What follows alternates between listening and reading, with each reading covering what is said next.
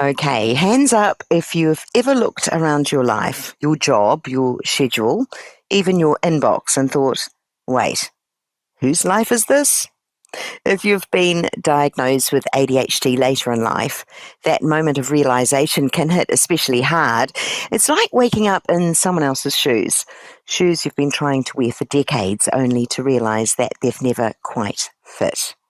Today, we're talking about what happens after that realization, about what it means to step into self leadership, not the bossy, hustly kind. I'm talking about the gentle, values based, let's actually build a life that works for me kind. Welcome to ADHDifference Strategies, practical tools for beautifully different brains.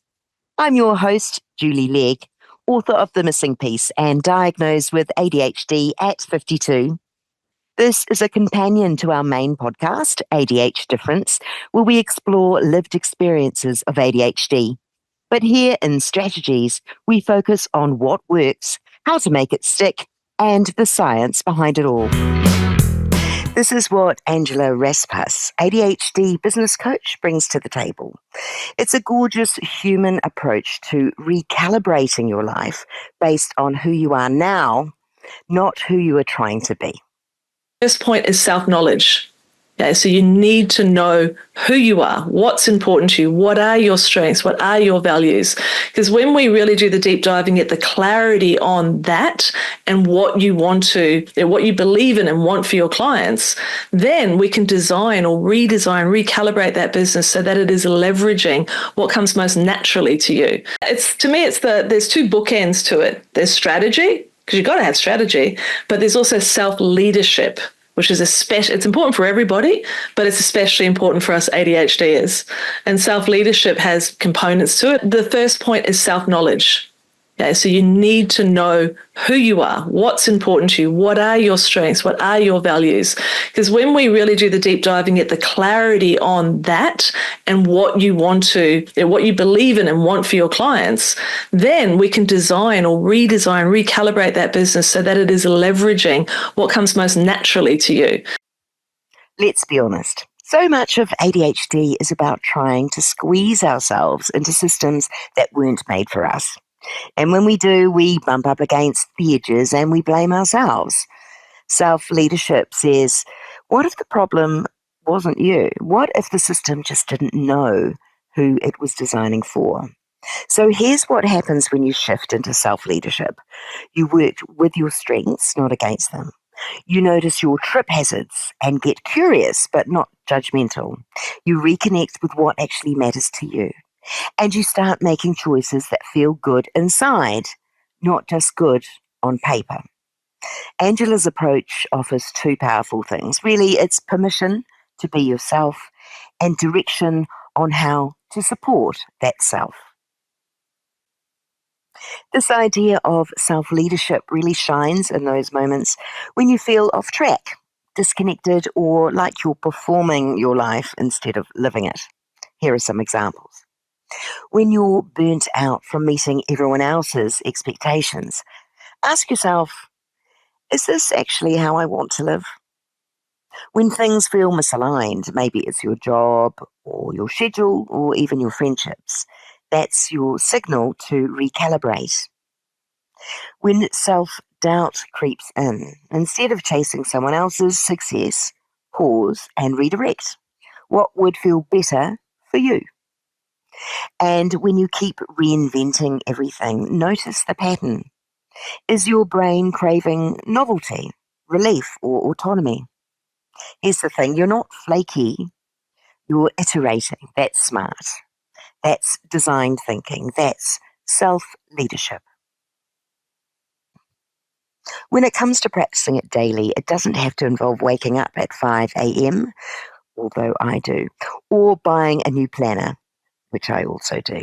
Here is some bite-sized way to get started without those things. There's self-knowledge. Pay attention to your rhythms. I mean, do you like quiet mornings? Do they work for you? Are you sharper at night? What actually helps you regulate? That's your foundation. Then there's personal strategy. Forget about the right way to do things. Start with your way.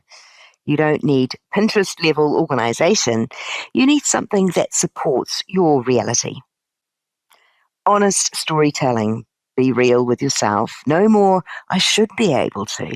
Replace it with, what's actually right for me now? Energy awareness. Stop expecting yourself to be on all the time. Build in a margin. Allow for rest. Don't punish yourself for having cycles. Work with them. And support systems. Self leadership is not a solo act, it's choosing the right support.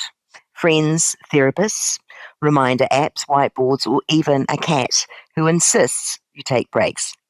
The goal isn't perfection, it's alignment. Now for the science behind it, because this approach isn't just feel good, it's neurologically solid. Executive function improves when your systems reflect your actual brain, not your aspirational one. ADHD affects self regulation, so when we tailor strategies around how we actually function, our brain responds better. Motivation increases when actions are tied to our values. A 2021 study found that ADHDers are more persistent and engaged when the task connects to personal meaning, not just external pressure. Self-compassion supports emotional regulation. Research shows that when we stop internalizing shame and start understanding ourselves, our emotional stability improves dramatically. And finally, decision fatigue decreases when we get clear on what matters to us. Fewer decisions, less overthinking, more ease. So when Angela talks about self-leadership, she's not just talking about vibes. She's talking about brain-friendly strategies that create real-life shifts. Here's what I hope lands today. You don't need a new identity. You don't need to burn it all down. You just need to recalibrate. Your self-leadership might not be tidy.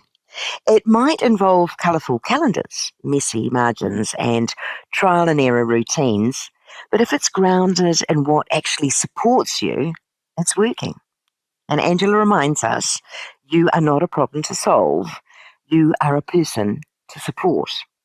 So the next time life feels off or loud or way too much, take a breath, step back and ask yourself, what would self-leadership look for me right now? A big thanks again to Angela Raspass for sharing this strategy and for being part of the broader ADHD conversation. If you'd like to hear more from that episode, head over to our main series. You'll be looking for Season 1, Episode 30 to hear more of her ADHD journey. Links are in the show notes. Thanks for tuning in. For more practical tools for beautifully different brains, hit the subscribe button.